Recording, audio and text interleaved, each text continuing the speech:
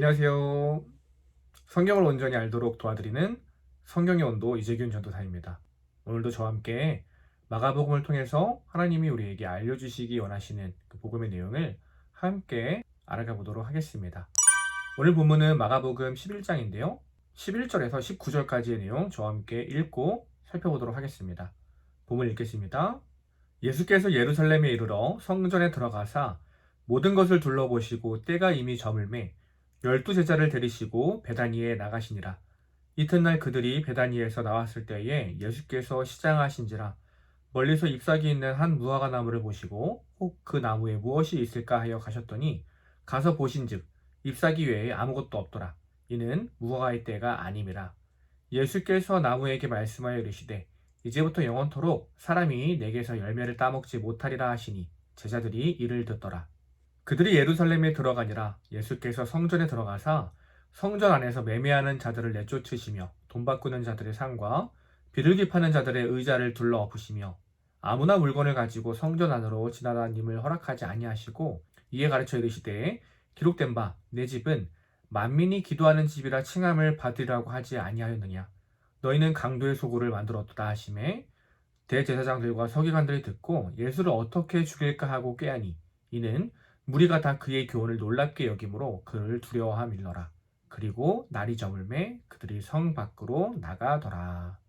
아멘. 네, 저와 함께 본문 읽어봤습니다. 오늘 본문 내용 함께 살펴볼까요? 예수님께서 이제 마가복음 11장에 이르러서 예루살렘에 입성을 하셨죠. 이제 예수님의 사역이 막바지에 치닫고 있습니다. 예수님께서 예루살렘에 들어오신 후에 이것저것 둘러보시니까 날이 저물었던 것 같아요. 그래서 하루를 묵으시고 그 다음날 일정을 시작하셨습니다. 날이 밝고 예수님께서 제자들과 함께 성전으로 가려고 하셨던 것 같아요. 가시던 중에 오늘 본문 12절을 보니까 예수님께서 시장하셨다, 배가 고프셨다라고 이야기를 하고 있습니다. 그리고 우리가 잘 아는 무화과 나무 이야기가 나오죠. 가시던 길에 저 멀리 무화과 나무를 보고 예수님께서 가까이 가시는 거예요. 혹시나 열매가 있을까 해서 가봤지만 그 무화과 나무에는 잎만 무성할 뿐 열매는 없었습니다. 그러자 예수님께서 말씀하시죠. 14절에 보니까 그 나무에게 이야기하시는 거예요. 이제부터 어느 누구도 너의 열매를 따먹지 못할 것이다. 오늘 이 이야기 되게 어떻게 보면 갑자기 예수님께서 왜 이러시나 싶을 정도로 이해가 가지 않는 본문일 수도 있습니다. 근데 오늘 본문은요, 단순히 예수님이 제자들과 식사를 하려고 하는 이야기가 아니라는 것을 우리가 이해해야 합니다.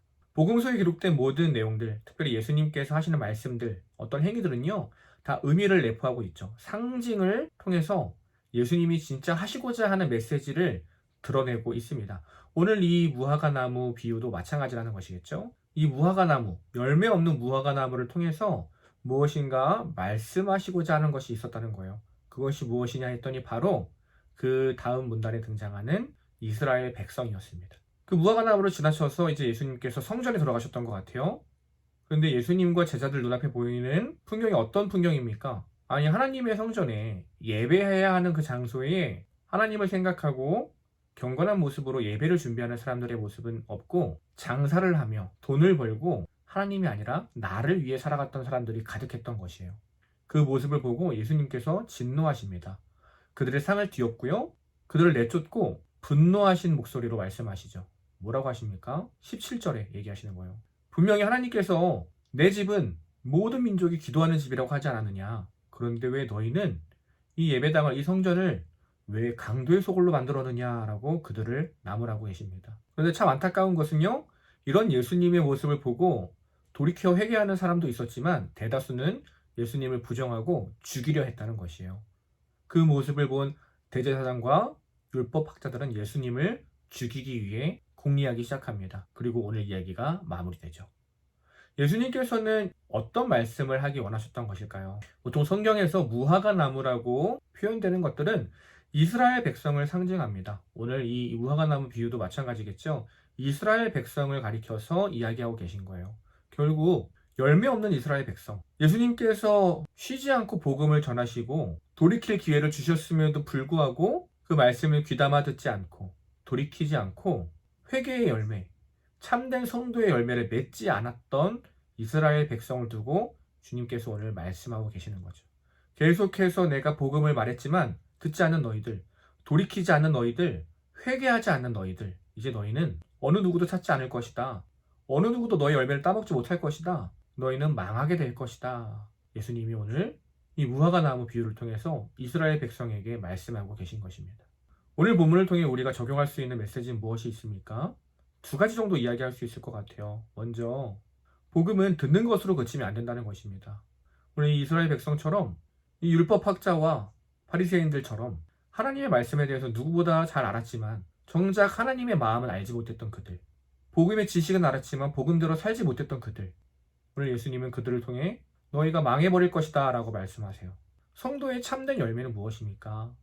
복음을 듣는 것에 그치는 것이 아니라 복음을 듣고 삶으로 열매를 맺는 것이 참된 열매겠죠. 나의 삶에서, 주님을 떠났던 삶에서 돌이켜서 주님이 원하시는 삶으로 그리스도를 닮은 모습으로 살아내는 것이 성도의 참된 열매일 것입니다. 그러나 오늘 이스라엘 백성들은요, 그렇게 살지 못했다는 거예요. 하나님의 성전에서 하나님을 예배하지 않고 자신의 삶을 예배했습니다. 하나님보다 물질을 먼저 생각했고요, 하나님의 나라보다 나의 나라를 먼저 생각했죠. 그리고 그 끝은 멸망과 죽음이라 오늘 말씀하고 계시는 것입니다. 첫 번째 우리가 나눴던 적용은요, 복음은 듣는 것으로 그치면 안 된다는 것이에요. 삶으로 열매를 맺어야 된다는 것입니다. 다음 두 번째 우리가 함께 나눌 수 있는 적용거리는 무엇입니까? 하나님은 오래 참으시지만 그것이 영원한 것이 아니다라는 거예요. 때가 있다는 것입니다. 우리는 하나님의 오래 참으심을 항상 기대합니다.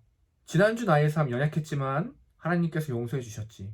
어제의 삶 내가 넘어졌지만 하나님께서 붙들어 주셨지. 그러한 마음으로 우리는 계속 하나님께 돌이키려고 하기보다는 회개를 미루죠.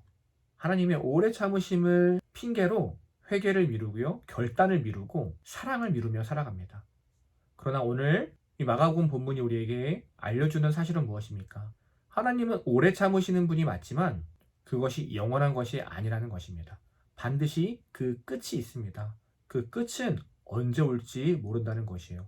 오늘이 될지 내일이 될지 그것은 아무도 모릅니다. 결국 우리가 해야 할 선택은 무엇인가요? 오늘 지금 나에게 들려진 그 말씀에 회개하고 순종하고 돌이키는 것이 성도가 해야 할 선택이라는 것이죠. 예수님은 매 순간 우리의 삶을 찾아오십니다. 마치 오늘 무화과 나무를 찾아가셨던 것처럼 우리의 삶에 찾아오세요. 그러나 우리의 모습을 보고 또 열매가 없구나 한탄하며 돌아가실 때가 많습니다. 늘 우리를 기다려주시는 예수님, 늘 우리를 애통한 마음으로 지켜보시는 예수님, 이제는 우리가 그 예수님의 기대에 부응할 차례입니다. 열매를 맺고 예수님의 마음을 기쁘게 만드는 성도가 되어야 할 것입니다. 오늘 우리가 순종해야 할 말씀은 무엇인가요? 오늘 우리가 적용해야 할 말씀은 무엇입니까? 오늘 내가 사랑해야 할 사람은 누구인가요? 주님께서 우리에게 말씀해주고 계십니다. 알려주고 계세요. 미루고 살아가는 것이 아니라, 머리로만 아는 것이 아니라 오늘 내 삶에 결단하고 순종하며 삶으로 실천하며 살아가는 저 여러분들을 소망합니다. 성도는 들은 복음대로 살아내는 사람입니다. 그리고 미루지 않고 오늘 즉시 순종하는 사람입니다. 저와 여러분 한 주간 그러한 삶 살다가 다시 이 시간에 이 마가복음, 주님이 우리에게 주신 그 복음 앞에 모이는 시간 되기를 간절히 소망합니다. 오늘도 끝까지 함께 해주셔서 감사합니다. 다음 주에 만나요.